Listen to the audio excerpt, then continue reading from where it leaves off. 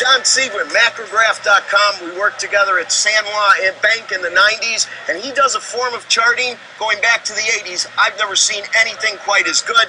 Johnny Siegs, why don't you explain? This is a euro currency, and keep in mind, every day of the week is a color. Monday's purple, Tuesday's yellow, and every one of these individually is a full week. Every time a price trades, it makes a color dot. Johnny, take it away. Well, I think what's important to note about these charts is the area that sticks out the furthest to the right that tells me what the fair price is. And if I know what the fair price is, I can also read what the momentum is. And you can see how the euro currency has faltered near or at the high volume price for weeks in a row. And it's somewhere off this chart or just below this chart at the moment. All right, let's go to the next one. This is the 10-year note by futures, 10-year note futures by month. And all I really want to point out here is we've got our fair price in November. Until the market gets below that price, which is roughly 129 3/4, this market looks just fine.